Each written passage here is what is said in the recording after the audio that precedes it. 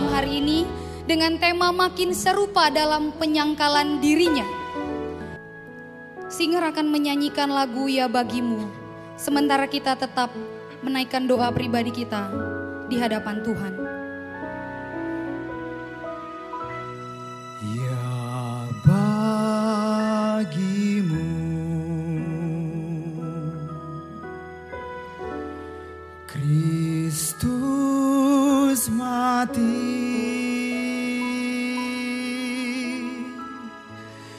darahnya tertumpah di Kalvari.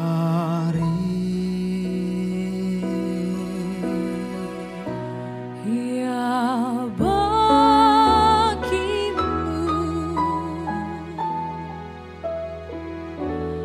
Kristus mati, derita sengsara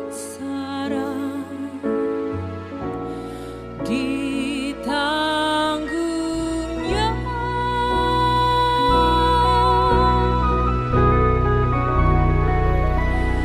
Dibayarnya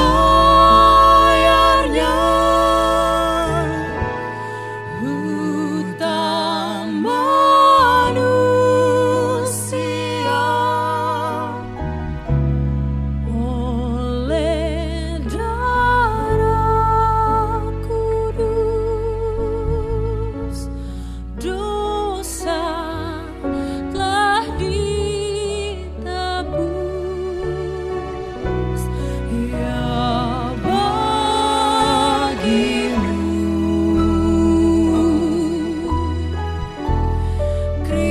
Kristus mati, bagimu saudara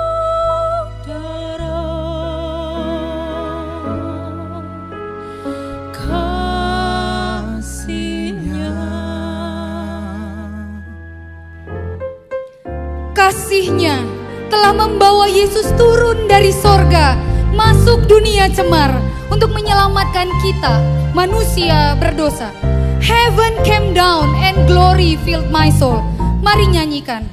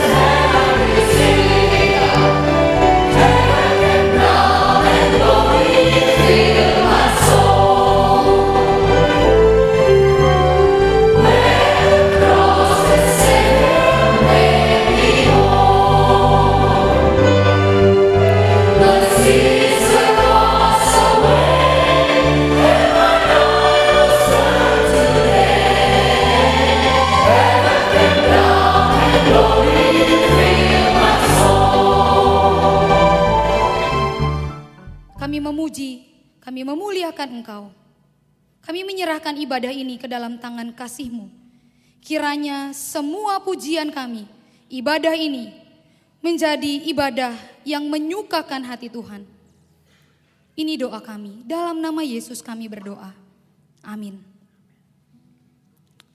Yesus Kristus telah turun dari sorga untuk melakukan kehendak Bapa yang mengutusnya, menyangkal dirinya dan memikul salib demi ketaatannya kepada Bapanya. Allah yang telah menjadi manusia itu layak menerima pujian kita. The Servant King.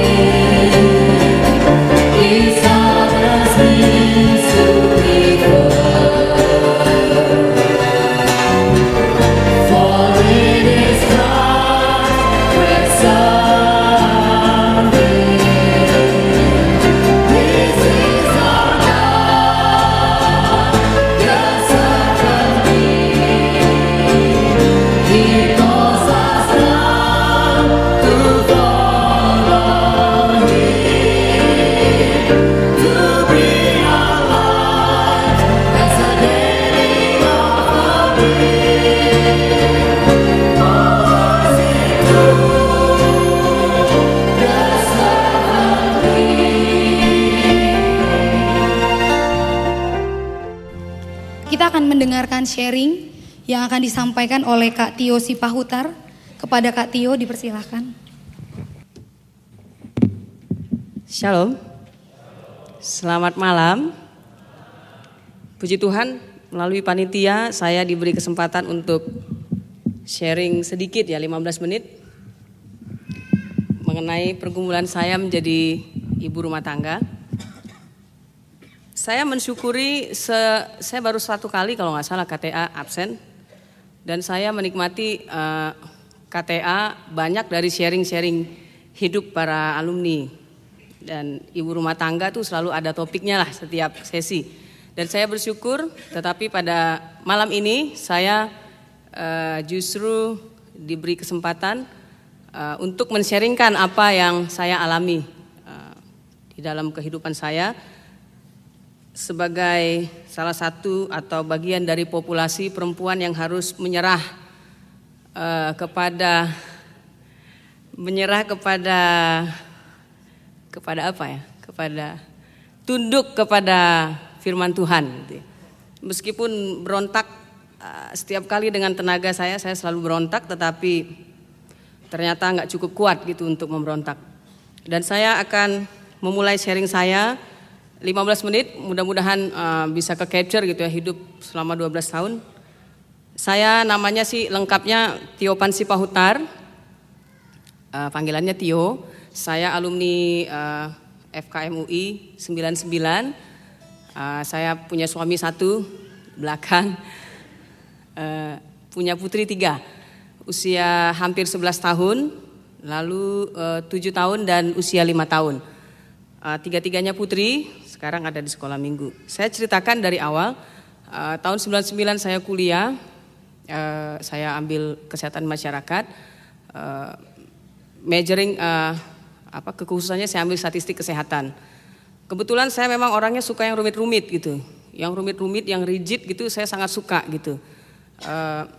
Ya dalam kehidupan saya terbiasa dengan target-target gitu ya, dengan target-target. Apalagi kalau orang tanya kamu mau jadi apa dalam 5 tahun ke depan, 10 tahun ke depan, dan 15 tahun ke depan jadi apa.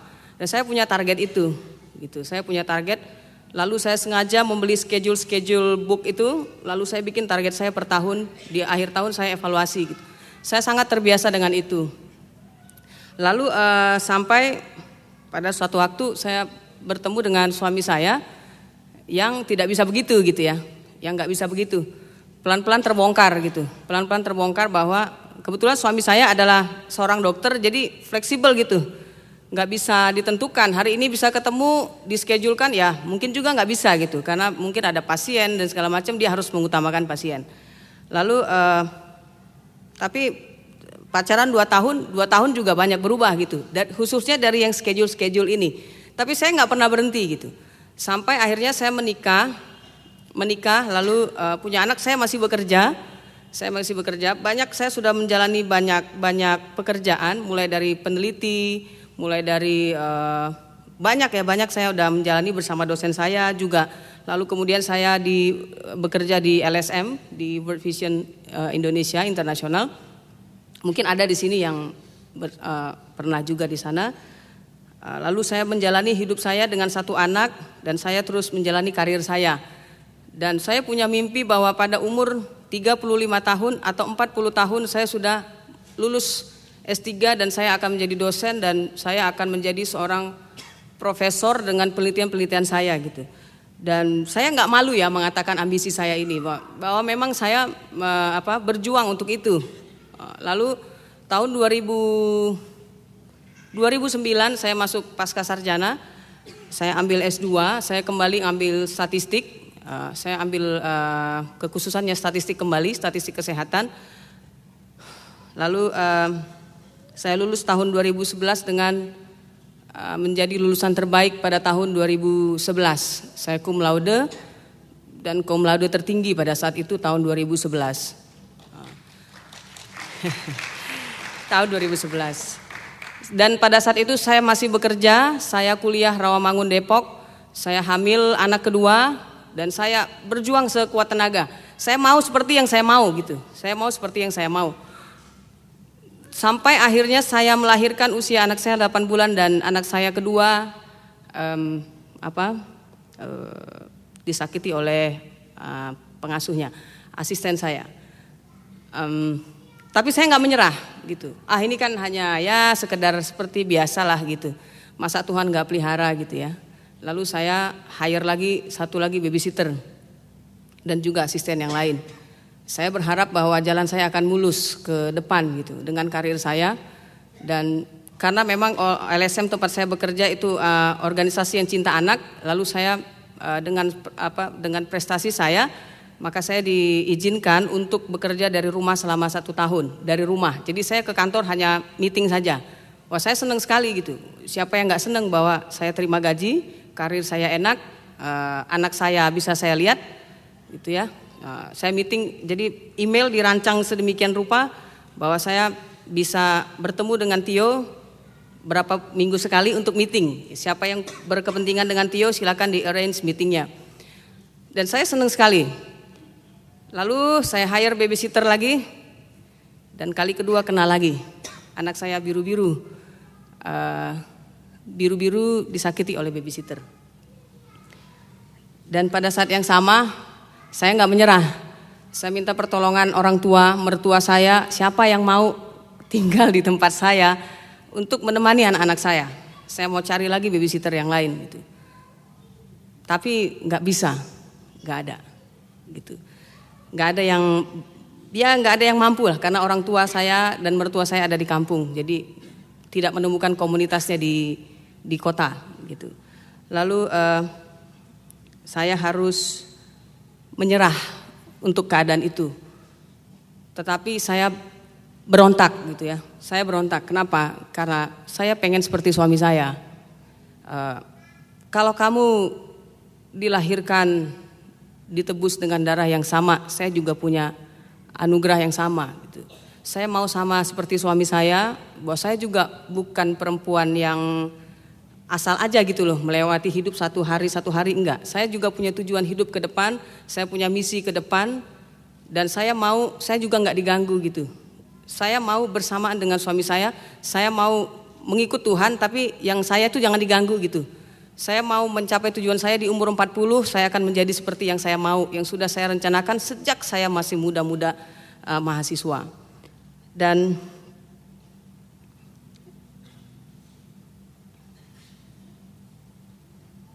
tapi nggak bisa, saya nggak bisa melawan kehendak yang di atas, bahwa saya harus tunduk kepada suami yang adalah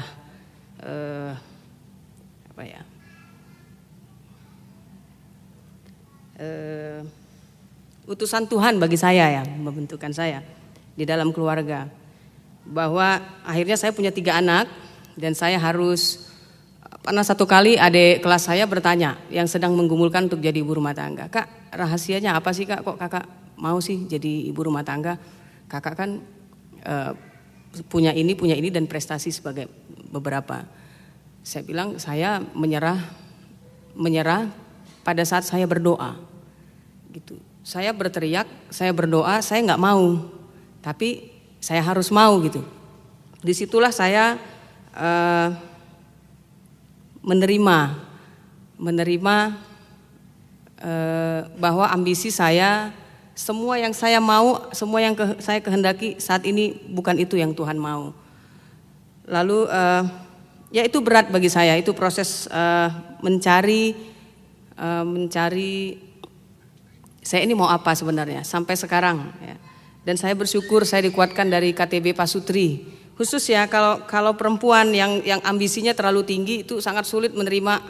Kebetulan kalau kita buka Efesus 5 ayat 22 ya, kalau perempuan pasti tahu, kalau kita KTB Pasutri itu ini ayat favorit para lelaki biasanya ya. Hai istri, tunduklah kepada suamimu ya.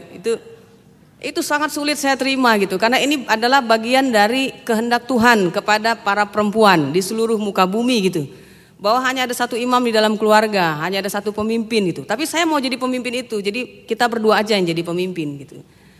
Tapi ternyata nggak bisa gitu ya. Hai istri, tunduklah kepada suamimu, ini perdebatan yang sengit gitu kalau setiap kali KTB.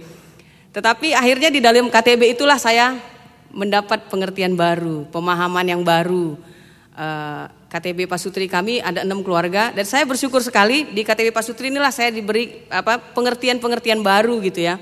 Melalui perdebatan justru saya diperkaya gitu, diperkaya oleh sesama, terlebih suami saya, dan saya bersyukur suami saya ini keras begitu, tetap itu dipakai Tuhan untuk melembutkan yang keras gitu. Jadi keras ke yang keras bisa juga jadi lembut salah satunya gitu ya. Ini buktinya ada gitu. Dan udah tunduk kepala gitu ya di belakang. Dan saya bersyukur juga bahwa saya juga mendapatkan pengertian baru itu melalui KTA yang saya ikuti. KTA ini setiap kali ini yang saya rindukan setiap tahun gitu. Dan saya menikmati sharing yang begini setiap tahunnya gitu. Dan saya bersyukur dan saya akhirnya mengambil kesimpulan gitu bahwa bukan kepada apa yang saya rasa saya tinggalkan, tetapi kepada apa yang tidak tampak yang Tuhan lihat di dalam kehidupan saya yang mau Dia bersihkan. Sehingga bahwa hidup ini bukan lagi tentang saya, tetapi hidup ini bagaimana saya belajar mengikut Kristus, belajar semakin menjadi seperti yang Dia mau gitu. Itu akhirnya saya ambil kesimpulan dan saya sangat bersyukur ya di dalam antar jemput anak ya. Jadi saya profesinya sekarang antar jemput anak, ajar diri sendiri gitu. Untuk mengisi hidup saya agar saya tidak terlalu sering mengeluh untuk apa yang saya jalani sekarang. Saya membaca buku, kita KTB rutin, lalu seminar-seminar saya bisa hadiri bersama suami, kami hadiri. Lalu kalau macet saya mendengarkan YouTube khotbah dari Pak Pendeta, ya sharing ya dengan ibu-ibu. Jadi sampai kalau saya dengan sharing ibu-ibu di sekolah, kalau mau tanya-tanya nasihat yang rohani itu ke Tio aja gitu. Karena saya bingung ya mau nyampaikan apa gitu. Ya kalau kita sebagai ibu-ibu pahamlah keadaan sekolah seperti apa. Kalau nggak ikut arus, ya melawan arus gitu. Dan saya memilih untuk melawan arus untuk itu. Walaupun saya berbeda, tapi saya menyenangkan yang lebih besar dari itu gitu. Dan saya sangat bersyukur malam ini jikalau memang ada teman-teman perempuan, istri yang mungkin sedang bergumul, apakah saya akan melepaskan karir saya atau apakah saya memilih keluarga saya. Karena ada juga setelah kita seminar Pasutri, ada juga yang sharing pribadi gitu ya, tertarik, gimana sih kamu dulu waktu memutuskan gitu. Saya bilang, kalau pada saat ini di antara persimpangan jalan, mari kita memilih keluarga kita. Karena hari-hari semakin sempit, waktu-waktu berlari, kesempatan semakin kecil, tambah umur, tambah tahun, tambah hari-hari yang dilewati, berkurang waktu bersama suami dan anak-anak. Dan karena pada saat bersama mereka lah kita juga bisa melihat bagaimana Tuhan mengerjakan karya di dalam kehidupan kita sebagai ibu, sebagai perempuan yang Tuhan mau pakai. Dan pada akhirnya saya sharing dengan Ibu Pendeta tadi, saya bukan orang yang paling menderita ketika saya melepaskan apa yang saya inginkan, ambisi. Saya enggak orang yang paling menderita gitu. Saya juga enggak suka dikasihani dengan segala yang saya korbankan. Tetapi saya melihat proses ini sebagai suatu proses pemurnian untuk semakin lebih baik di hadapan Tuhan. Dan Dia pakai suami dan anak-anak saya untuk menjadikan saya sesuai dengan yang Tuhan kehendaki. Kemuliaan hanya bagi Tuhan. Kita akan menyambut kebenaran firman Tuhan. Kiranya pujian yang akan kita nyanyikan ini boleh sungguh-sungguh mempersiapkan hati kita. Hati kita dibuka untuk menerima kebenaran firman-Nya, supaya hidup kita memuliakannya.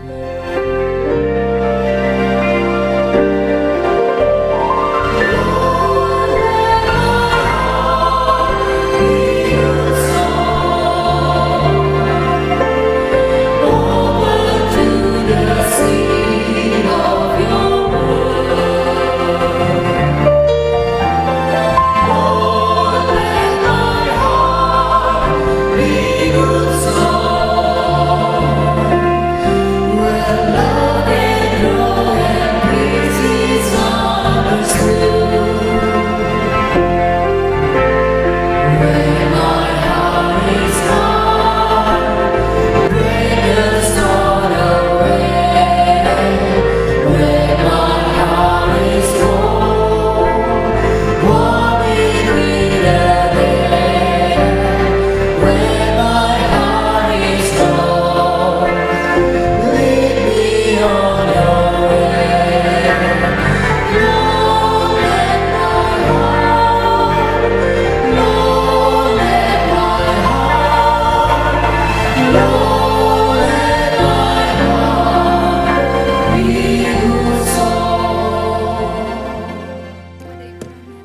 Baik saudara, mari kita akan lihat kembali slide yang terakhir.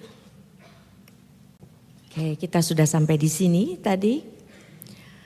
Jadi akhirnya kembali ya, perempuan Samaria itu urusan dia dengan Tuhan.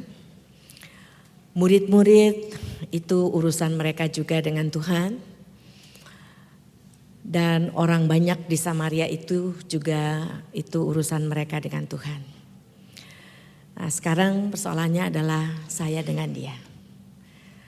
Seperti tadi yang Tio bagikan, pada dasarnya Tuhan punya kurikulum bagi setiap saya di sini.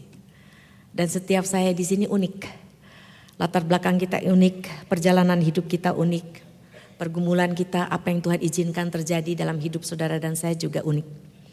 Tapi sebenarnya cuma satu tujuan Tuhan. Kalau saudara perhatikan, mari saudara kita lihat Roma 8. Roma 8 ayat 28 sering dipakai orang untuk kalau besuk begitu ya. Dan biasanya kalau yang dibesuk juga hidupnya lagi gak enak begitu. Biasanya ayat ini dibaca ini. Roma 8 ayat 28. Tapi kalau dibacanya dengan UUS, UUD, UUM itu jadinya jadi lain nih artinya saudara ya. Kan di ayat 28, mari kita baca sama-sama ya. Roma 8 ayat 28, 2, 3. Kita tahu sekarang bahwa Allah turut bekerja dalam segala sesuatu untuk mendatangkan kebaikan bagi mereka yang mengasihi Dia, yaitu bagi mereka yang terpanggil sesuai dengan rencana Allah. Biasanya dibacanya cuman bagian yang awal. Misalnya dia baru di PHK, dia sekretaris di PHK, terus dia bilang, jangan takut tuh, ada ayatnya tuh. Allah turut bekerja, tenang, lagi bekerja nih Tuhan nih ya. Dalam segala hal untuk mendatangkan kebaikan, cuman sampai di situ tuh bacanya ya. Kebaikan apa, kamu sekarang di PHK-nya sekretaris, Tuhan lagi bekerja, ntar jadi direktur gitu ya. Ayatnya yang mana itu saudara ya. Padahal saudara lihat ini, itu ada kata segala sesuatu untuk mendatangkan mereka yang mengasihi. Sebelum cepat-cepat bilang ayat ini buat saya, tanya dulu mereka yang. Ini cuma ditujukan kepada mereka yang mengasihi Dia. Arti mengasihi Dia adalah seseorang yang membiarkan dirinya dikuasai oleh firman Tuhan. Karena Tuhan bilang kalau kamu mengasihi saya, kamu akan melakukan segala perintahku. Berarti kita belajar firman Tuhan baik-baik, membiarkan seluruh kebenaran firman Tuhan itu menguasai kita. Dan kita hidup berdasarkan kebenaran firman Tuhan. Saya juga heran kenapa ada orang Kristen suka bilang bahwa ada ayat emas gitu ya. Maksudnya apa sih di Alkitab ada ayat emas? Yang disebut ayat emas apa sih maksudnya? Yang menyenangkan kita kan ya. Kan kita pakainya pakai UUS kan yang ngomongnya begini. Mintalah maka akan diberikan gitu kan ya. Ketuklah maka pintu akan dibukakan. Kan yang begitu-begitu. Saudara kalau saudara bilang ayat emas berarti kan kalau bilang itu bagus, itu penting. Saudara jadi ngomong yang lain gak penting gitu. Yang lain gak bagus. Terus kalau saudara bilang ada ayat emas berarti ada ayat dari tembaga, dari besi, dari kayu gitu. Nah kalau saudara bilang penting dan bagus, yang paling tahu ayat yang bagus dan yang penting itu siapa saudara? Tuhan kan? Berarti kalau Tuhan kasih dari Kejadian pasal 1 ayat 1 sampai Wahyu sampai ayat terakhir berarti semua penting kan buat Tuhan. Jadi semua emas, jadi mesti dibaca ya. Makanya saudara di sini dikatakan mereka yang mengasihi. Kalau kamu mengasihi aku berarti kamu belajar firman Tuhan dan kamu hidup berdasarkan kebenaran firman Tuhan. Jadi tanya dulu betul gak? Nah sekarang lihat saudara. Makanya saya tahu saudara suka Yohanes 15 ayat 7 yang setelah koma itu. Karena di setelah koma itu bilangnya apa? Mintalah apa saja yang kamu kehendaki. Itu Yohanes 15 tuh. Maka kamu akan menerimanya. Bayangin minta aja apa aja yang kamu mau. Bayangin bukan Tuhan mau, orang lain mau. Yang kamu mau dan kamu akan mendapatkannya. Nah saudara padahal ayat itu saudara lihat belakang depannya apa? Jikalau, ada jikalonya, jikalau kita punya relasi yang benar dengan Tuhan dan kita dikuasai oleh firman Tuhan. Ya kalau kita dikuasai oleh firman Tuhan, minta apa ajanya pasti sesuai dengan apa? Firman Tuhan, dikasih enggak? Ya dikasihlah saudara. Dan jangan lupa puncaknya atau kuncinya itu di ayat yang selanjutnya ayat 8 bilang apa? Bapamu dipermuliakan. Bukan soal yang minta sakit terus jadi sembuh. Fokusnya bukan di situ saudara. Yang punya jadi, yang gak punya jadi punya, yang punya makin tambah punya. Enggak saudara, fokusnya supaya, ingat saudara, hidup saudara dan saya adalah tentang Tuhan. Makanya di sini dikatakan, lihat apa? Tujuannya bagi mereka yang terpanggil sesuai dengan rencananya. Rencana Allah itu apa bagi saudara dan saya? Lihat ayat 29, jadi gambar Allah. Yaitu apa? Kembali ke sini saudara. Menjadi gambar Allah. Sederhana sekali gambar Allah itu berdasarkan konteks latar belakang secara biblika pada waktu itu. Ratusan tahun di Mesir mereka melihat setiap kali raja itu bikin gambarnya. Ganti raja, ganti gambar. Gambarnya ditaruh di mana-mana.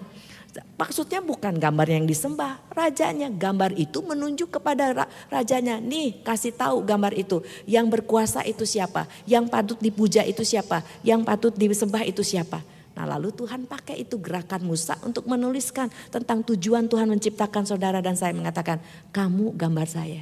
Jadi tujuannya apa? Yaitu supaya orang lihat kita, mereka tahu siapa pencipta yang harus disembah, yang harus dipuji dan harus dipuja.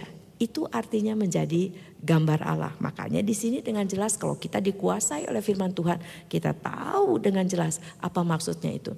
Saudara, kenapa saya buka dengan ayat itu sebelum kita bersama-sama melihat Matius 26 ini. Mari saudara bicara tentang penyangkalan diri. Mari kita lihat apa yang dilakukan dan apa maksudnya dengan penyangkalan diri itu.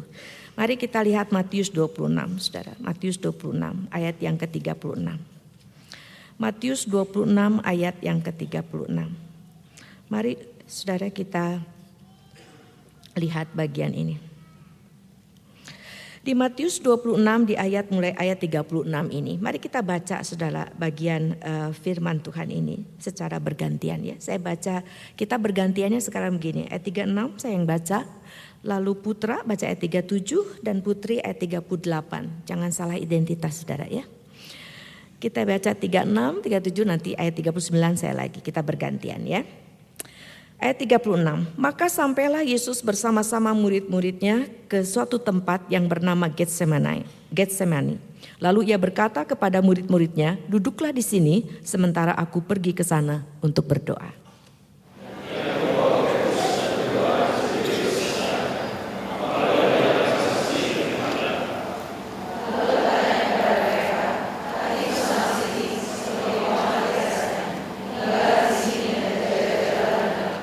Maka ia maju sedikit lalu sujud dan berdoa, katanya, ya Bapakku, jikalau sekiranya mungkin, biarlah cawan ini lalu daripadaku.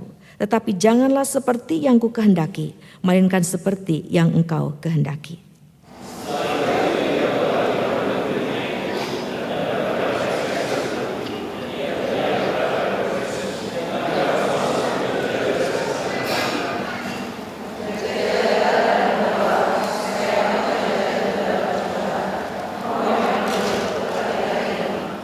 Lalu ia pergi untuk kedua kalinya dan berdoa, katanya, ya Bapakku, jikalau cawan ini tidak mungkin lalu, kecuali apabila aku meminumnya, jadilah kehendakmu.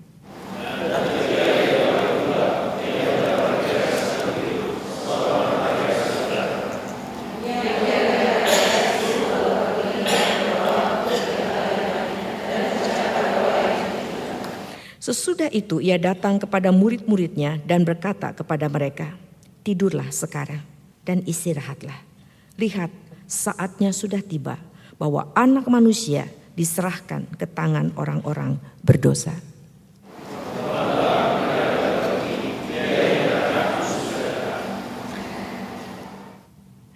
Penyangkalan diri. Apa sebenarnya yang terjadi di sini? Saudara, apa sih sebenarnya yang Tuhan Yesus pertaruhkan untuk saudara dan saya kembali ke sini? Yaitu hidup dan mati untuk Tuhan. Saudara, sebelum masuk saat saya sudah kuliah selesai, saya sudah bekerja. Di dalam mekanisme perusahaan saya belajar seperti ini. Kalau urusannya sepele, itu karyawan turun tangan. Urusan makin penting, saya lihat staf mulai turun tangan. Urusannya semakin penting lagi, lalu saya lihat para eksekutif mulai ramai turun tangan. Dan kalau sampai bos saya yang punya perusahaan itu turun tangan, ada dua kemungkinannya. Yang pertama bahwa urusan itu adalah soal mati hidupnya perusahaan itu. Dan yang kedua, tidak ada yang bisa membereskan kecuali bos saya sendiri. Saya ingin saudara melihat betapa seriusnya bagi Tuhan masalah saudara berbalik ke sini. Untuk membalikkan saudara dan saya kembali ke sini. Malaikatnya yang ngurus? Bukan. Nabinya yang beresin? Gak bisa. Para rasul? Gak bisa. Allah sendiri yang datang. Artinya apa saudara? Betapa seriusnya ini bagi Tuhan. Ini tuh fatal bagi Tuhan. Makanya Tuhan ingin membalikkan kita kembali di sini. Dan dia datang sendiri untuk itu. Yang saya ingin saudara lihat betapa pentingnya bagi Tuhan saudara itu balik ke sini. Jangan sampai, karena gini, Injil Yesus Kristus itu, karena saya tahu disampaikannya itu jadi begini saudara. Ayo siapa yang masuk surga terima Tuhan Yesus, udah beres. Ya udah. Enggak saudara, tujuannya supaya balik. Kalau cuma di sini, itu orang Farisi semuanya hanya kalau soal moralitas. Makanya saya bilang kalau memang mau hidup lepas dari KKN, gak usah orang Kristen, yang bukan Kristen juga bisa itu sih. Tapi pada waktu menjadi garam dan terang, yang Tuhan maksudkan adalah ini. Dan sekarang saya ingin melihat saudara, betapa bagi Tuhan seriusnya masalah ini. Dan saudara harus melihat apa yang dipertaruhkan oleh Tuhan Yesus. Apa sebenarnya yang digumulkan oleh Tuhan Yesus di Taman Getsemani ini. Saudara, bagi Tuhan masalah dosa itu adalah serius. Lalu yang kalau saudara lihat firman Tuhan selalu mengatakan itu suatu hal yang menjijikkan di mata Tuhan. Lihat ya, ini hidup ini nih menjijikkan. Lalu saudara dan saya dan orang-orang pada waktu Tuhan Yesus datang ini lagi kesini nih arahnya nih saudara. Dan itu menjijikkan di mata Tuhan. Sekarang coba saudara gambarkan. Apa binatang yang bikin saudara loncat, lari, pokoknya jijik luar biasa. Saya tahu ada yang biar itu laki, kayak saudara mau perempuan, ada yang lihat cacing, lari bisa loncat begitu. Saya bilang ada apa, taunya cacing gitu ya. Ada yang kecoa begitu kan saudara ya. Ada yang macam sih salah satu dari binatang ini, begitu kan ya. Saudara lihat binatang ini, coba bayangkan kalau banyak gini. Gitu kan ya saudara ya. Apalagi gini. Nah saudara coba lihat ini. Lihat ya. Bayangkan tidak kalau saudara ini ya jadi salah satu dari binatang yang menjijikan buat saudara ini. Saudara jadi salah satu tikus ini. Udah gitu mending jadi kepalanya, jadi panglimanya, jadi kerocoknya lagi saudara. Terus dibully begitu loh sama tikus-tikus yang lainnya. Lihat ini saudara. Firman Tuhan mengatakan apa yang dilakukan Tuhan Yesus pada waktu menjadi manusia. Kalau saudara baca Filipi ini dengan betul-betul pemahaman yang betul-betul jelas. Lihat pada waktu dia lahir, ini tuh raja dari segala raja saudara. Ini tuh yang menciptakan seluruh dunia ini dan segala isinya termasuk saudara. Ini yang punyanya nih saudara. Datang ke dunia, lahirnya di kandang. Lalu dibaringkannya di tempat makanan binatang. Siapa yang akan nyangka itu adalah Allah? Siapa yang akan nyangka dia adalah raja dari segala raja? Dia lahir di situ. Udah gitu jadi anaknya tukang kayu. Sampai orang bilang, ini kan anaknya Yusuf yang tukang kayu itu kan. Makanya tidak heran saudara. Kalau sama orang-orang di sekitarnya sama saudara itu dibully dia. Dia dipukulin, diludahin, lalu dipakein mahkota berduri. Sampai terus saudara, satu teman saya bilang, kalau saya jadi Tuhan Yesus, begitu di atas kayu salib, lihat orang itu pada kayak begitu kurang ajarnya. Saya turun dulu, saya gebukin dia, terus saya naik lagi. Saya bilang, puji Tuhan, Tuhan Yesusnya bukan kamu. Sebenarnya Tuhan Yesus gak usah turun, dikedipin aja udah habis tuh semuanya. Saudara, dia bertahan di sana. Dan tujuannya adalah apa? Untuk menuntaskan keberadaan dia, status dia sebagai Mesias yang sempurna. Untuk menebus saudara, untuk menanggung murka Allah bagi saudara dan saya. Nah sekarang kalau saudara ingat saudara, dalam perjalanan ke Bukit Golgota, kan ada perempuan-perempuan yang menangisi. Betul? Lalu saudara, pada waktu perempuan-perempuan itu menangisi, ini sama kayak kita nih kalau biasanya kalau Jumat Agung itu suka ada film itu yang bikinnya Mel Gibson itu loh. Terus memang sih dibuat sebagaimana apa yang terjadi dengan Tuhan Yesus. Terus kita lihat, kita nonton terus sedih, aduh Tuhan Yesus kesian amat ya. Aduh kesian amat, begitu kan ya. Terus kita terharu, kita terus nangis saudara. Tahu gak yang Tuhan Yesus bilang apa kepada perempuan-perempuan itu? Saya sih gak kenapa-napa. Saya tidak bermasalah, saya oke. Saudara tahu pada waktu Tuhan Yesus bergumul di Getsemani. Tuhan Yesus bukan bergumul, aduh nanti gue disalib ya, aduh nanti dipukulin ya. Enggak. Yang Tuhan Yesus gumulkan adalah masalah ini. Tuhan Yesus ingin memperlihatkan kepada saudara dan saya, ini tuh serius. Cawan itu adalah cawan murka Allah. Di mana saudara keluar dari tujuan Tuhan menciptakan saudara dan saya. Itu yang digumulkan, bukan soal salib dipukulin. Bukan itu.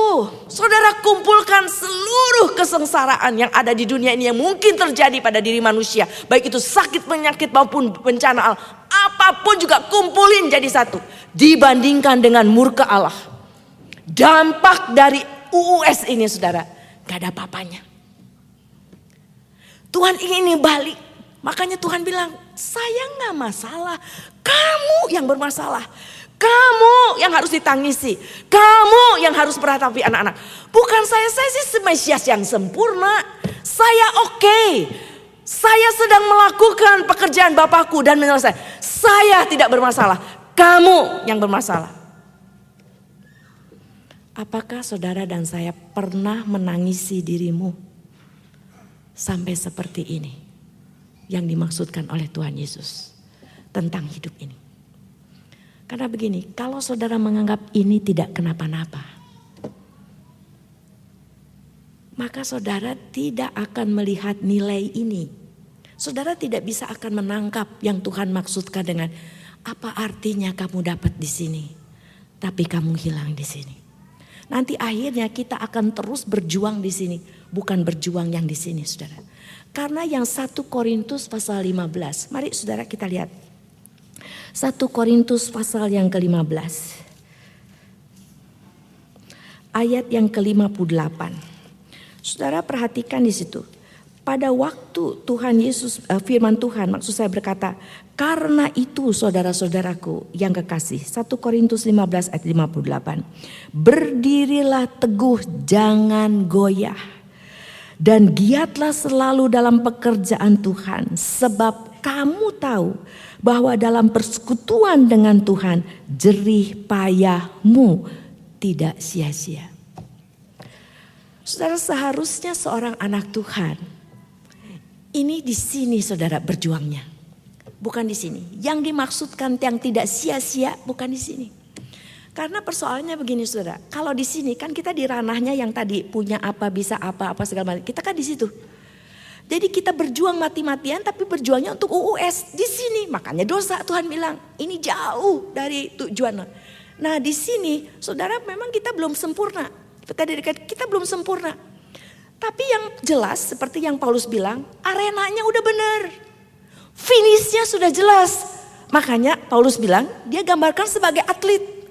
Bagaimana melatih dirinya tapi di sini nih.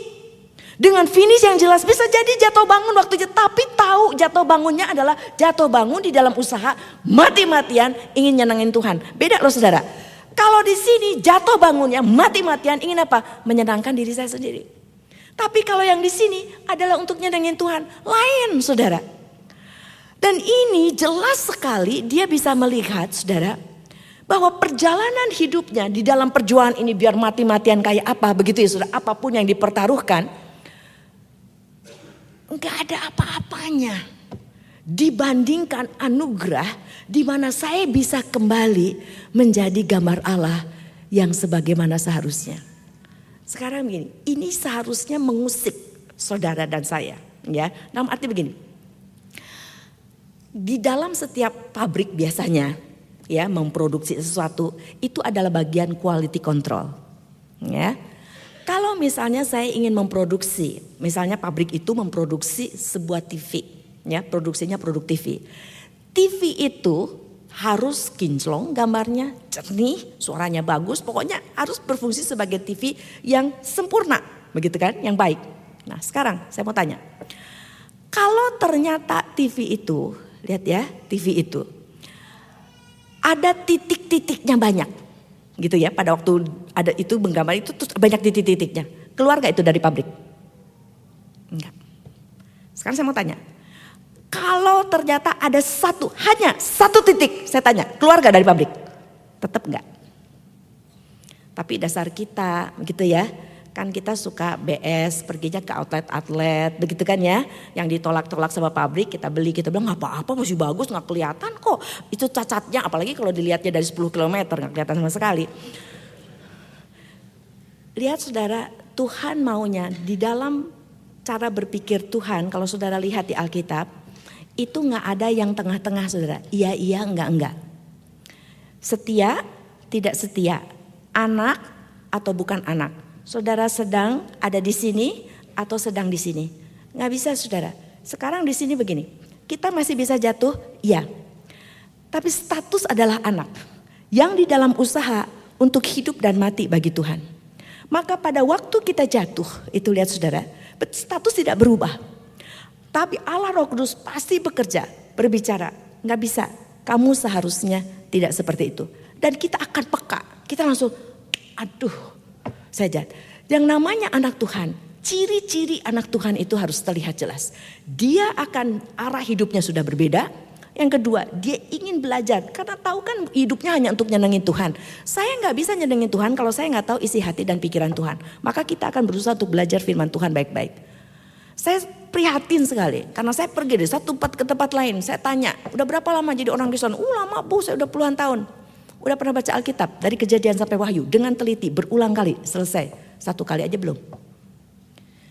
Lalu bilang mau melayani, mau terus hidup buat Tuhan. Hidup buat apa? Gak mungkin omong kosong. Saudara gak ngerti firman Tuhan, gak ngerti isi hati dan mau hidup mati bagi Tuhan. Gak mungkin. Kalau betul anak Tuhan, cirinya dia akan mau belajar firman Tuhan baik-baik. Dan ciri yang lain, dia nanti akan terus peka. Karena Allah Roh Kudus pasti ngomong. Saudara yang namanya anak Tuhan, pasti Allah Roh Kudus tidak akan biarkan. Karena firman Tuhan bilang, karena kamu anak, saya akan hajar kamu. Saya akan disiplin rohani kamu terus, itu maksudnya. Pengudusan itu akan langsung berlangsung. Tapi kalau bukan anak, ya dibiarin. Jadi kalau saudara dan saya adalah betul-betul anak Tuhan, pasti ada kepekaan itu. Makanya lihat ini saudara. Pada waktu Tuhan Yesus melihat, ada begitu banyak orang ikut dia. Ikut dia, padahal ikutnya, Tuhan tahu ikutnya UUS. Karena begini saudara. Pada satu kali lagi saya studi, ini ada teman dari Afrika datang. Ti, baca ini. Terus saya bilang, baca apa? Baca ini, koran. Iklan jodoh saudara. Emangnya kenapa? Gak apa-apa tuh orang cari iklan jodoh. Saya bilang, kan cari jodoh. Baca. Terus saya lihat ada satu foto di situ. Saya pikir juga kenapa ada foto itu ya. Terus saya baca akhirnya. Seorang petani mencari seorang istri. Ya gak apa-apa loh dong ya, petani cari istri. Tapi terusannya, seorang petani mencari seorang istri yang punya sebuah traktor. Tolong kirim foto traktornya. Memang di situ foto traktor saudara. Saya baca, gila ya di petani. Sebenarnya dia cari istri apa nyari traktor, begitu kan ya? Kan itu dengan itu kan ngomong sebodoh amat lo rupanya kayak apa, begitu kan ya perempuannya. Yang penting traktornya pas, begitu kan ya? Kan kurang ajar saudara. Percaya nggak saudara dan saya bisa kayak begitu ke Tuhan? Datang, tapi ada traktor-traktor yang sebenarnya kita cari bukan Tuhannya. Tapi gaya nyanyinya sih gaya ya, gayanya nyanyinya gaya. Seperti rusa rindu sungaimu, jiwaku rindu engkau. Tuhan bilang omong kosong loh, gua tahu hati kamu di mana. Pada datangnya makanya Tuhan Yesus bilang, saya tahu kenapa kamu kesini, soal roti kan. Lalu akhirnya Tuhan Yesus bilang, kalau kamu mau ikut saya, ikut yang benar. Lalu langsung dibilang, ini hidup ini. Saya datang untuk balikan kamu dari sini ke sini. Pergi kan ribuan orang? Pergi ribuan orang. Sisanya tinggal berapa? 12. Ayo saudara kita lihat Yohanes itu. Mari kita lihat Yohanes 6. Yohanes 6 ayat 66 dikatakan mulai banyak yang mundur. Lihat saudara ayat 67-nya. Apa terus Tuhan Yesus bilang begini, waduh celaka udah susah-susah datang ke dunia ini. Udah diterimanya gak enak, tempatnya juga gak enak. Itu terus semua pada pergi, masa cuma 12 pengikutnya kan gak enak. Kan penampilan kan gitu kan ya. Dia gak bilang gini deh sekarang lu minta apa aja gua kasih deh. Pokoknya jangan tinggalin gua. Enggak loh, lihat Tuhan Yesus bilang apa. Maka kata Yesus kepada ke-12 muridnya, apakah kamu tidak mau pergi juga? Dengan kata lain saudara Tuhan Yesus mau apa? Kalau kamu mau ikut, ikut yang benar. Kalau enggak usah. Saudara enggak ada kita juga enggak kenapa-napa Tuhan. Enggak ada Tuhan kita kenapa-napa. Enggak ada kita enggak kenapa-napa. Saudara jangan GR, aduh kalau enggak ada saya nih, kalau enggak saya panitianya nih, kalau enggak ini. Saudara percaya, enggak ada saudara pun. Kalau Tuhan mau KTA ini jalan, KTA ini jalan.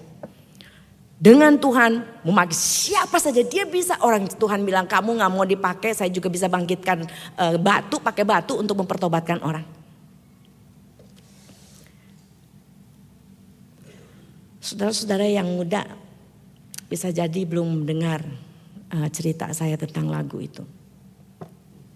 Saudara sebelum masuk saat kan saya memang sudah aktif melayani.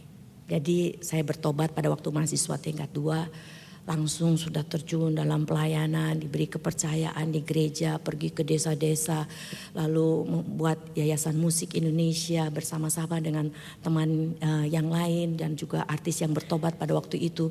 Kita pergi ke satu kota sampai ke Jawa Tengah untuk KKR melalui musik dan sebagainya.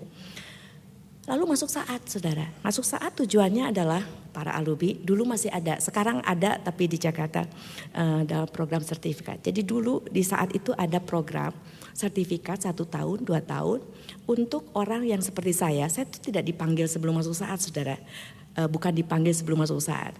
Jadi saya masuk saat itu karena begini, saya dikerja di satu perusahaan, saya punya akses kepada bosnya, eksekutif, karyawan segala macam. Saya bilang pendeta nggak bisa masuk ke situ, tapi saya bisa ada di situ. Jadi terus Tuhan saya ingin diperlengkapi. Zaman saya itu dulu nggak ada sekolah Alkitab malam, stris itu nggak ada saudara. Nah lalu saya pikir saya mau diperlengkapi karena orang kalau mau bikin jembatan aja kuliah sipil 4 tahun. Nah sekarang ini mau bicara kekekalan, gak bisa sembarangan. Saya ingin diperlengkapi, makanya saya masuk saat. Lalu saya pikir program 2 tahun, lalu saya bilang ke bos saya keluar deh ya. Saya mau masuk, mau belajar. Dia bilang jangan keluar, cuti aja 2 tahun. Pak gak ada yang cuti 2 tahun, udah deh saya keluar. Enggak cuti, kamu mesti balik lagi. Ya sudahlah nantilah kita lihat, saya bilang ya udah saya masuk. Saya masuk. Lalu baru setelah yang tahun kedua karena selama 2 tahun itu diberi kepercayaan melayani oleh saat, maka lalu akhirnya mereka melihat kayaknya kamu mau dipanggil. Nah tapi sebelum saudara lihat nih waktu masuk saya tuh sombongnya luar biasa. Udah sombong kurang ajar. Lihat saudara, udah kurang ajar, sombong berarti gak mau diajar. Jadi gak pernah cukup ajar. Nah itu semester pertama, bayangin gak akan saudara terjadi apa-apa pada diri saya. Udah gak mau diajar, ya kurang ajar terus begitu kan ya. Tapi Tuhan baiknya luar biasa sama saya saudara. Lalu belajar di semester pertama itu dari Ulangan 7 ayat 7 dan 8. Di situ Tuhan bilang begini, bangsa Israel kamu saya pilih bukan karena kamu lebih banyak dari bangsa lain. Tapi semata-mata karena kemurahan Tuhan. Waduh, di situ saya tahu ayat itu Tuhan lagi berbicara kepada saya. Karena saudara sebelum saya bertobat hidup saya ancur-ancuran. Sangat ancur-ancuran. Dan Tuhan, saya gak akan ke gereja, ke apa, saya gak suka saudara. Saya gak suka kekristenan, saya gak suka Tuhan Yesus. Lalu saya ingat waktu saya bayi, saya dibaptis. Bayi, saudara saya bilang gak mau. Yang namanya juga bayi disodorin ya dibaptis aja saudara. Udah gitu, udah agak remaja begitu ya saudara ya. Terus karena ayah saya majelis, dia bilang, kayaknya anak kamu udah mestinya kateksasi deh, kata dia di sini. Saya bilang cilaka deh. Waktu ke sekolah minggu aja saya dikitik-kitik, pokoknya mesti ke gereja begitu kan ya. Daripada dikitik-kitik juga gak bisa tidur lagi, ya kepaksa ke gereja. Udah remaja saya gak mau, tapi terus sekarang tiap hari katanya kamu udah mesti disidi, katanya kamu udah kateksasi. Saya pikir daripada terus itu kan pendetanya ngomong terus ngingetin ayah saya, terus ayah saya sampai ibu saya ngomong begini, daripada pusing, ya deh ikut kateksasi. Tapi sering bolosnya, tapi saya juga gak tahu kenapa bisa lulus ya. Nah, setelah itu disidi, sekarang saudara disidi di depan banyak orang gitu kan ya, disidi, ditanya kamu percaya Tuhan Yesus, kamu percaya? Masa saya bilang enggak gitu kan, nggak bisa. Ya ditanya apa aja, iyalah, udahlah biar cepat berlalu lah. Sampai terus akhirnya dikasih tahu, saudara saya baru tahu setelah disidi gitu, terus pendetanya bisa bilang ini, nah sekarang kamu bisa melayani, ayo kamu mau melayani di mana? Ya ampun, jadi dikasih kerjaan saya bilang ya. Terus saya pikir emangnya ada kerjaan apa aja, saya bilang. Terus dia bilang ada di remaja. Aduh remaja, saya kan gak ke remaja, saya gak punya teman, saya gak suka sama ini. Ada apa lagi saya bilang, ada sekolah minggu. Ngapain sekolah minggu? Jadi guru katanya, jadi guru. Oh cerita ya. Saya pikir ya udahlah, anak kecil kan gampang dibohongin ya. Udahlah iyalah itu aja lah, udah oke lah. Udah saya jalani. Saudara bayangin, tidak percaya Tuhan Yesus, gak suka firman Tuhan, ngajar sekolah minggu, tapi guru favorit. Tahu nggak kenapa saudara saya guru favorit? Karena yang diceritain Cinderella itu. Saya pikir ini kan cerita kurikulumnya sama. Kalau Januari penciptaan, cerita sampai Desember apa saudara? Tuhan Yesus lahir, mata lagi. Terus Januari penciptaan lagi. Apa nggak bosen? Saya pikir, aduh udah deh cerita yang lain. Lihat ini saudara. Lalu hidup saya bukan rusaknya dari Senin sampai Sabtu, Minggu baik kagak, sudah dari Minggu sampai Minggu hidup saya hancur-hancuran. Lalu ada orang yang mengabarkan Injil, datang ke rumah, dia baru bertobat, dia juga hidupnya gak karuan, hancur-hancuran. Saya lihat, wah ada perubahan. Lalu dia bilang baca Yohanes 3 ayat 16. Kamu malam ini mati kemana? Gila lu nanya gitu, mana gue tahu gue mati kemana. Terus dia baca itu. Dan Tuhan sudah menggerakkan saya terima Tuhan Yesus pada waktu itu. Karena memang ada banyak yang titik-titik dalam hidup Tuhan persiapkan. Lalu saudara, makanya itu kembali saya bilang, aduh. Lalu saya bilang gini, Tuhan saya bakal lupa, saya tahu inilah saya lemah, saya bakal lupa. Berikan saya satu simbol, satu tanda untuk terus saya ingat supaya saya terus tahu diri. Lalu waktu saya ke kamar, saya menangis, saya berdoa. Lalu Tuhan berikan lagu ini. Semua hanya anugerahnya, bukan karena. Saudara, dari lagu itu ada banyak lagu lain yang Tuhan berikan kepada saya. Saya harfiah mengatakan Tuhan berikan karena saya tidak pandai musik ya saudara, bukan itu keahlian saya. Jadi itu betul-betul pemberian Tuhan. Tapi lagu ini itu sampai sekarang ngikutin saya. Saya pergi ke China, saya pergi ke Eropa, ini lagu dinyanyiin di mana-mana. Lagu tuh biasanya ada kurun waktunya, betul kan ya saudara? Ada populer di satu ini udah gitu lewat begitu ya. Ini nggak ikut. Karena rupanya terus ada yang telepon saya minta izin direkam lagi, telepon saya minta izin direkam lagi. Saya bilang silakan itu anugerah Tuhan sudah bisa pakai. Tapi terus Tuhan bilang kan kamu yang minta. Supaya terus diingatkan. Ini luar biasa anugerah Tuhan. Karena begini saudara, ada satu saat saya tuh capek. Terus dari satu tempat saya bilang, Tuhan kenapa sih gak yang lain, capek nih baru pulang jam 10 malam, besok pagi subuh udah mesti pergi. Terus saya sambil ngomel nih saudara, udah gak tahu diri, kurang ajar, tapi sambil persiapan. Terus besok paginya ya saudara, saya udah bangun pagi-pagi jam 4. Travelnya telat jemputnya, saya mesti khotbah di universitas di Surabaya. Saya bilang, wah telat, saya udah mau marah rasanya begitu ya. Tapi terus dia minta maaf, saya waktu itu masih tinggal di Saat saudara. Mau marah, masa tinggal di Saat kan jadi Batu Sandungan. Padahal udah pengen ini aja tuh orang. Tapi oh ya gak apa-apa, gitu munafik kan ya saudara. Udah gitu saya tiba-tiba, saya waktu itu tidak terlalu tahu tentang Malang. Lalu dibawa, mogok mobilnya saudara. Mogok mobilnya, terus tiba-tiba dia nyelonong supirnya pergi. Saya bilang gila, ditinggalin kemana ini, saya gak tahu. Itu dulu kan gak ada zaman HP, terus gitu gak ada saudara. Bingung, udah gitu Akhirnya dia datang rupanya bawa mobil baru. Terus saya lihat jamnya, udah gak mungkin ke Surabaya. Wah, terus saya udah bayang nih sok penting itu GR ya saudara. Wah, pasti di sana lagi kalang kabut. Wah, nanti pasti dia bilang kalau saya telepon, aduh udah susah ngundangnya, ternyata gak bisa datang begitu. Wah, pokoknya kurang ajarnya luar biasa deh. Udah gitu saya pulang, saudara. Saya telepon ke Surabaya. Tahu gak saudara dia bilangnya apa? Karena saya bilang udah pulang ke saat udah gak mungkin lah. Terus panitia bilang, oh gak apa-apa Bu, tenang aja udah ada yang ganti, gak apa-apa Bu.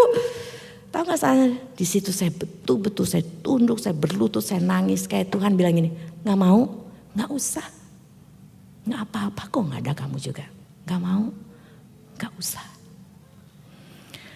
Mau ikut yang benar. Gak mau, gak usah. Pada waktu Paulus berbicara tentang ini, di mana hartamu berada, di situ juga hatimu berada. Tuhan Yesus mengatakan, ini ditangkap oleh Paulus. Dia mengerti betul, makanya dia bisa mengatakan segala sesuatu keanggap rugi karena pengenalan akan Tuhan.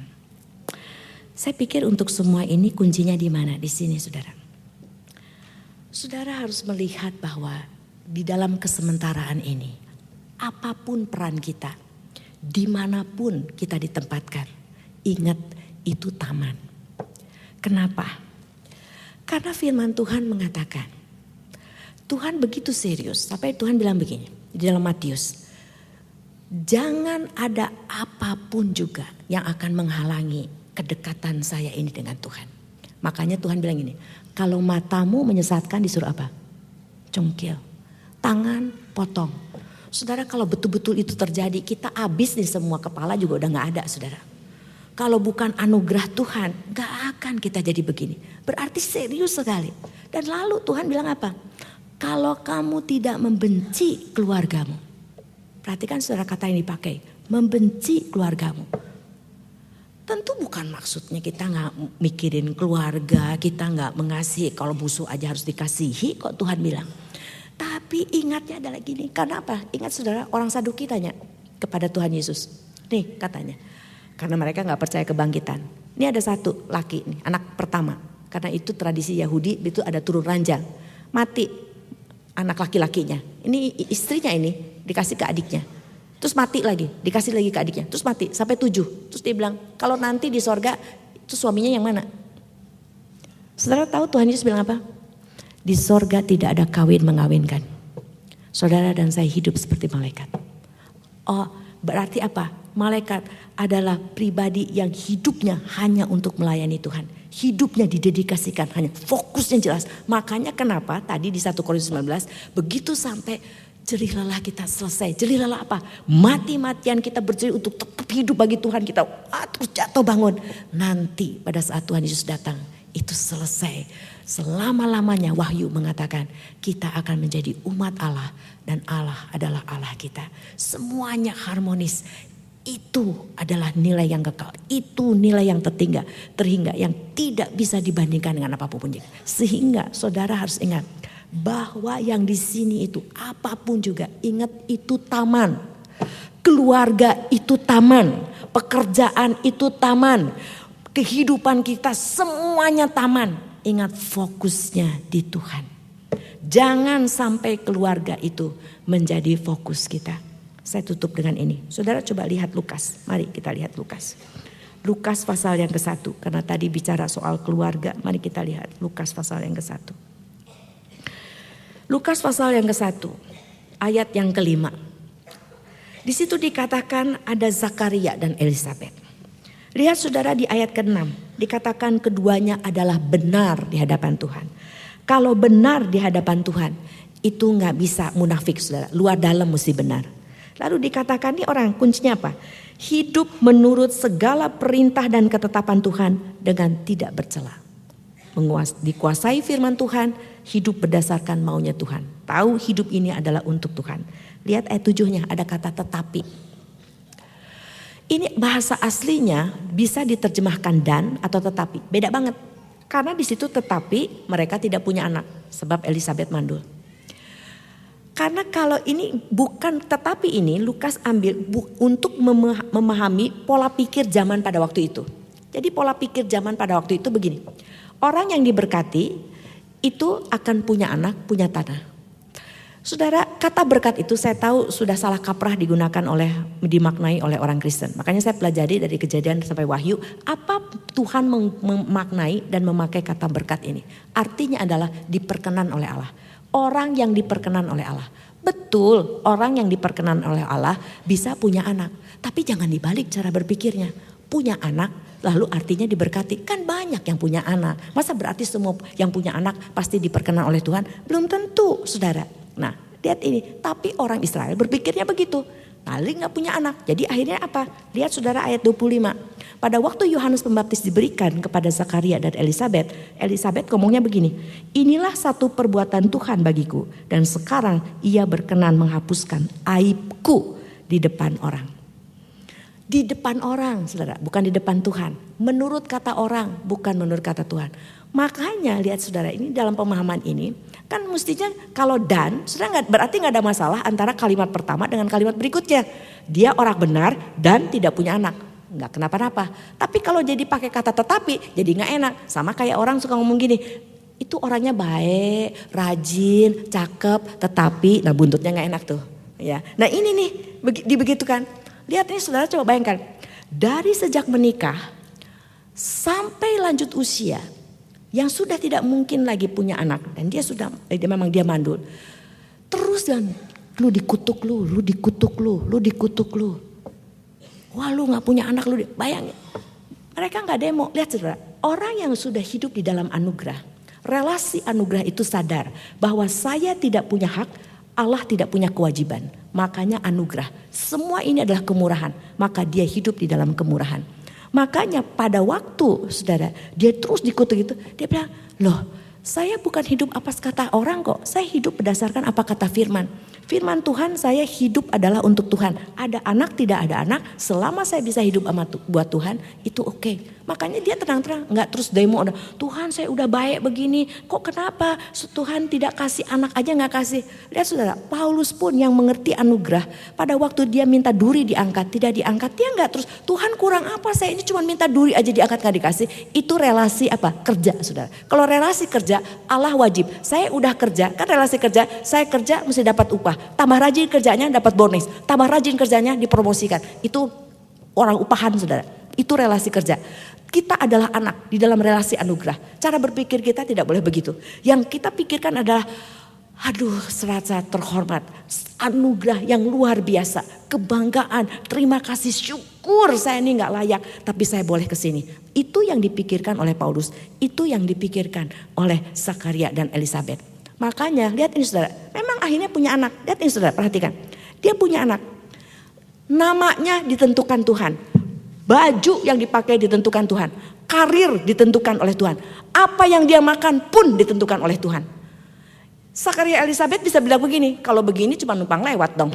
Semuanya ditentukan Tuhan. Tapi lihat, mereka sadar mereka milik Tuhan. Mereka sadar bahwa Yohanes pun milik Tuhan. Tidak pernah menjadi milik mereka. Mereka sadar bahwa mereka hidup untuk Tuhan dan Yohanes pun hidup harus untuk Tuhan. Makanya pada waktu bilang semua ditentukan oleh Tuhan, mereka tenang aja. Iya, memang mestinya begitu.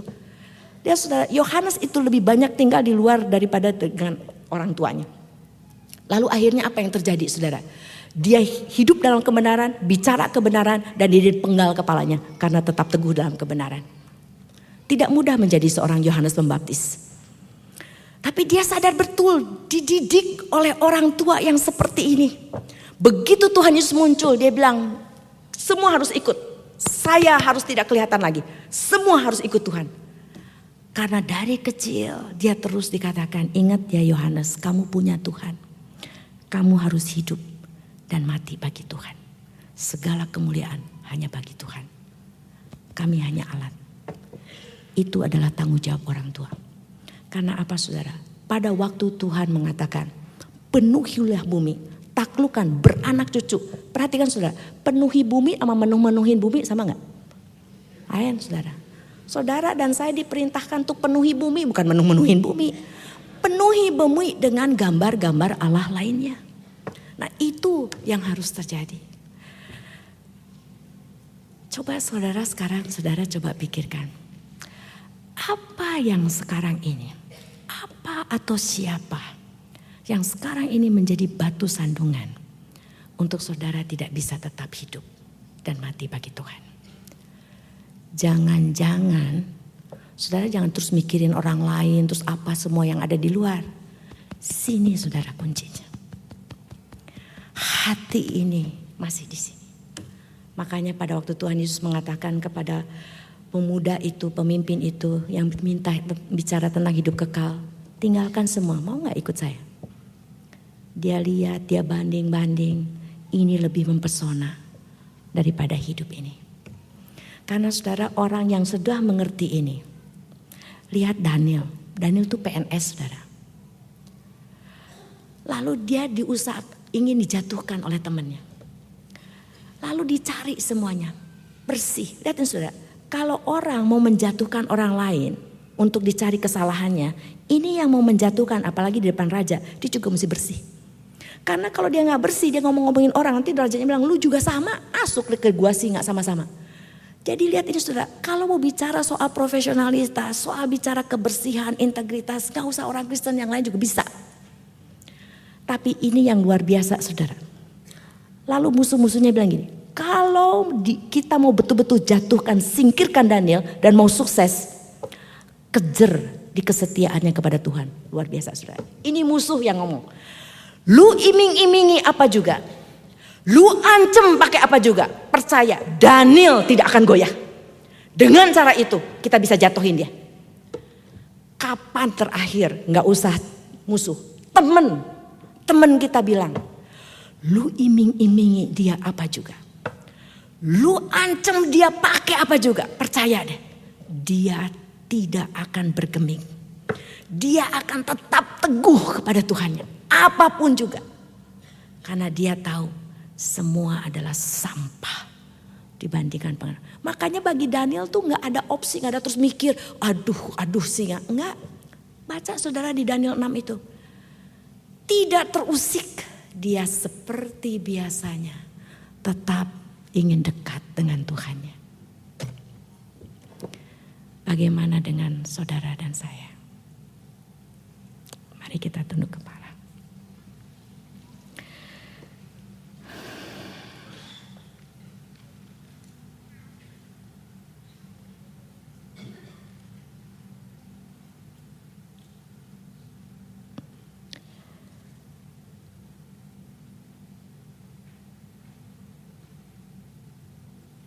Tuhan,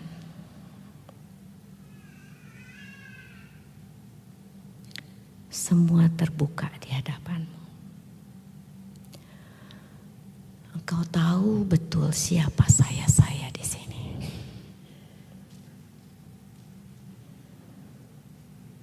Ampuni Tuhan kalau taman-taman yang Tuhan percayakan menjadi fokus saya saat ini. Tuhan tidak terlihat lagi di sana. Padahal Tuhan sudah pertaruhkan semuanya untuk membuat saya berbalik dan kembali hidup sesuai dengan tujuan Tuhan menciptakan saya.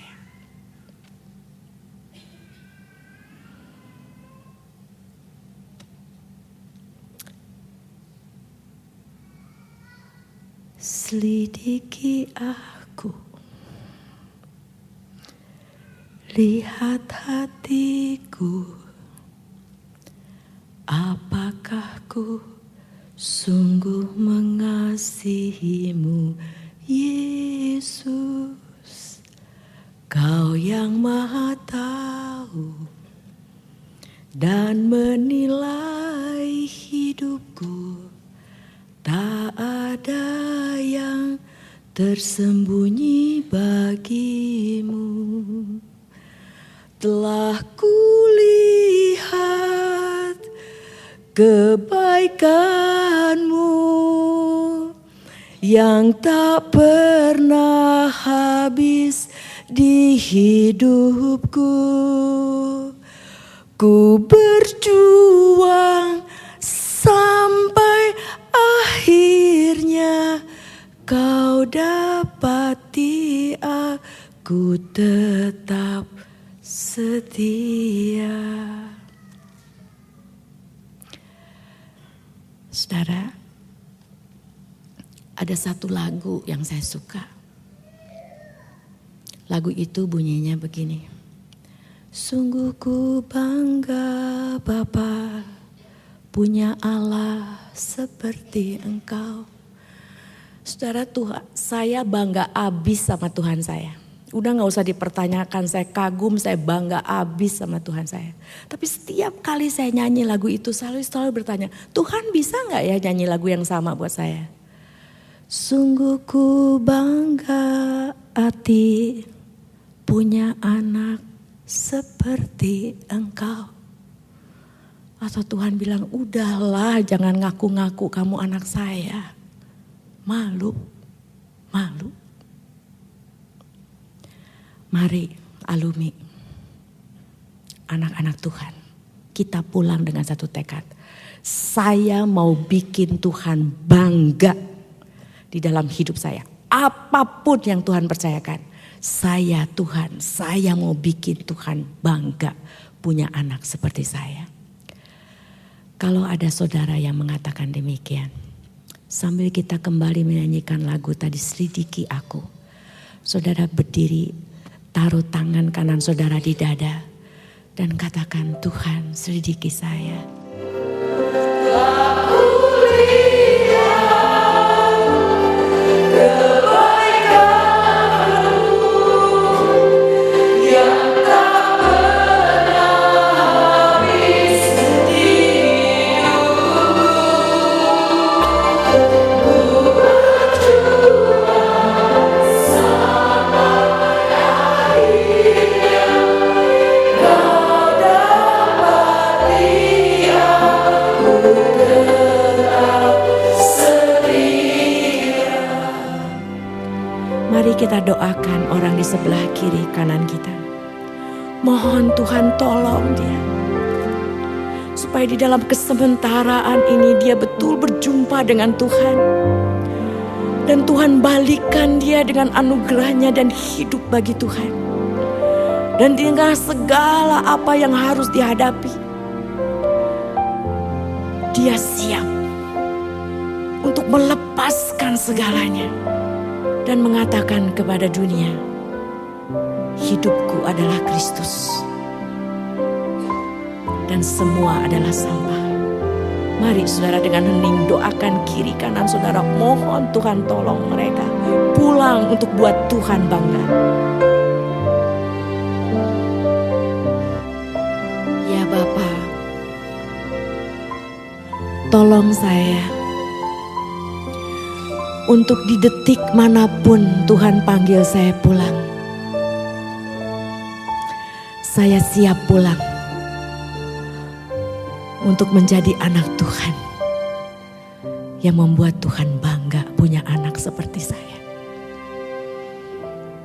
Tolonglah saya Tuhan, tolonglah saya. Amin. Makin serupa Yesus Tuhanku, itulah doa dan cita-citaku. Makin bergiat menjadi muridnya dan makin bersungguh menyangkal diriku.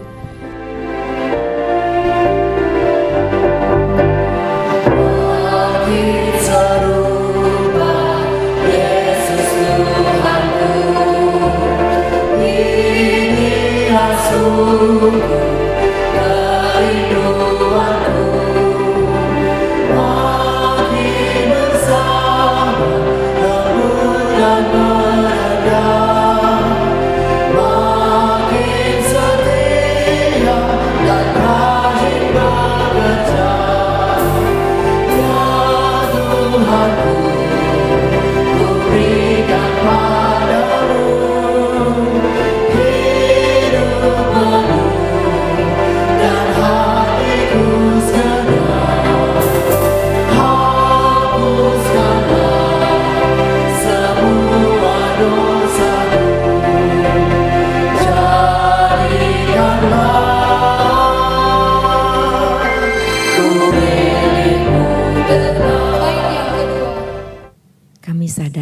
kelemahan kami Tuhan.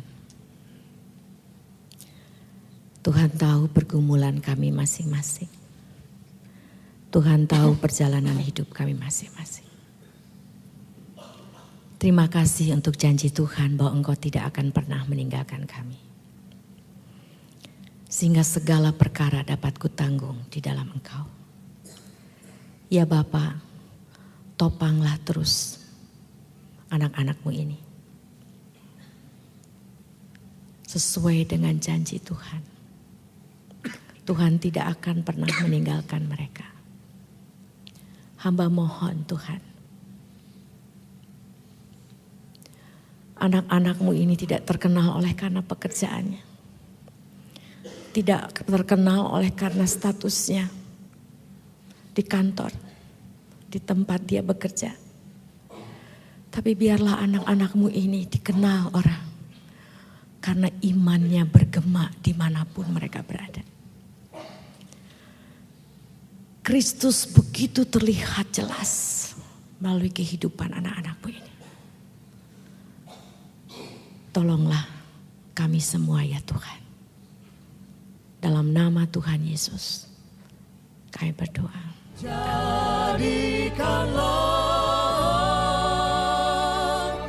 ku